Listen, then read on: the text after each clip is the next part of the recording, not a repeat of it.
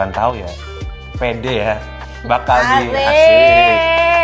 Pede bakal diterima gitu sama orang tuanya, cuman tetap aja itu salah satu momen yang sangat deg-degan buat aku karena aku datang ke rumah Siva waktu itu di ruang tamunya Siva. Aku berempat ya, aku, Siva, ibu sama ayah. Kita ngomong 8 mata sih. Iya, 8 mata terus ya itu momen aku izin ke orang tua Siva untuk melaju ke jenjang yang lebih serius sebelum akhirnya ngelamar di Swiss. Jadi memang itu salah satu momen yang paling deg-degan.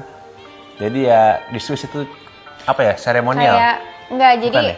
sebenarnya kan kalau di ya kepercayaan kita kan biasanya yang penting tuh kan ke orang tua ya. Jadi setelah dia beberapa bulan itu sebelum yang ngelamar aku, kita udah mulai wedding preparation emang. Jadi emang kita udah apa ya, kita udah cari-cari venue, udah mulai wedding preparation lah intinya. Cuman kan kita sebagai perempuan kan pengen ya ada yang kayak will you marry me ya.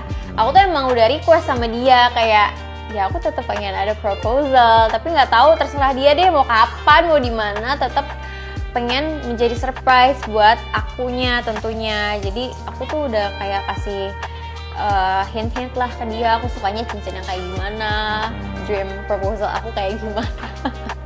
Yes. Jadi aku udah kayak kasih hint banyak lah ke dia. Nah, emang kita tuh pada bulan September, Oktober itu kita emang lumayan banyak traveling dan kita kan emang mau nonton konser Oasis. Aku kan beliin dia kado ulang tahunnya kan. Oh iya, kamu nonton konser Oasis. Yeah. Nah, terus emang dari awal tuh kita planning kayak kita ke London lagi nih.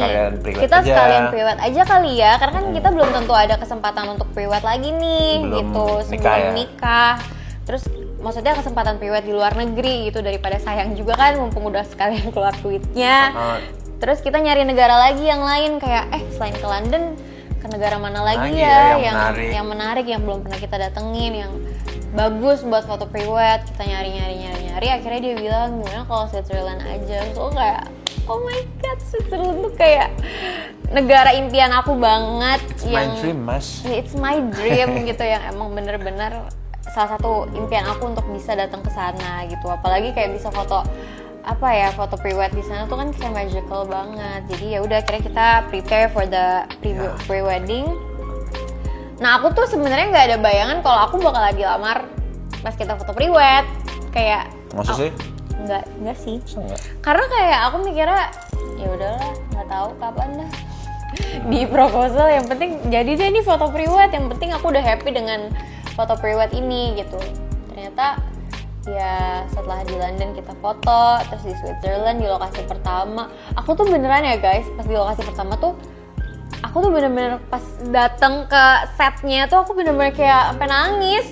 Pas lagi video call sama ibu aku, kan aku selalu video call sama ibu aku kan, aku tuh sampai yang kayak is this real? Aku sampai gak berhenti nyebut kayak Masya Allah, aku bener-bener bisa sampai ke tempat ini, bagus banget, Masya Allah, view-nya bagus banget, apalagi bisa foto di sini sama calon suami aku ya.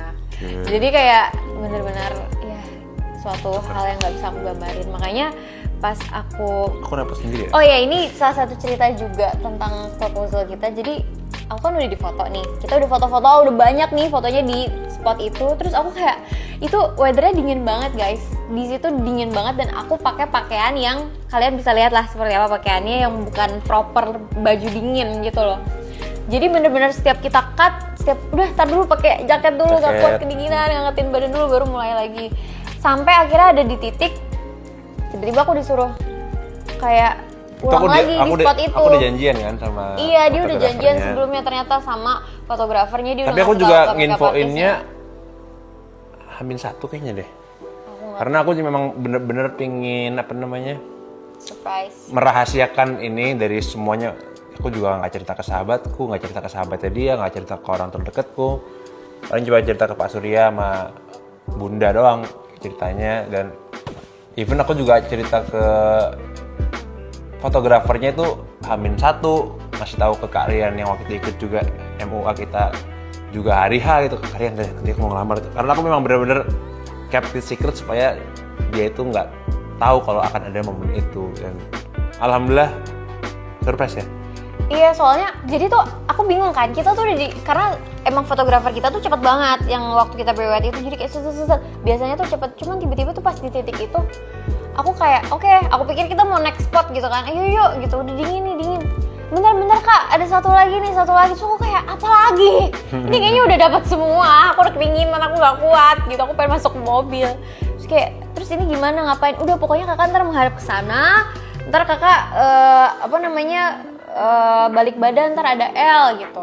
Terus kayak oke, ya udah, karena emang kita videonya kayak gitu-gitu kan. Aku berdiri, terus pas aku balik badan dia kayak udah begini, will you marry me? Terus mata kayak dia udah nangis gitu, terus aku kayak Kamu gak nangis, aku yang nangis. aku nggak nangis karena aku bingung, speechless gitu loh, yang kayak Aku juga nggak ini beneran gue dilamar, yang kayak masih memproses gitu loh, karena aku bener-bener gak nyangka kalau titik itu aku bakalan dilamar. Terus dia kayak udah nangis, terus aku kayak aku masih processing everything gitu kan, jadi nangisnya baru habis itu.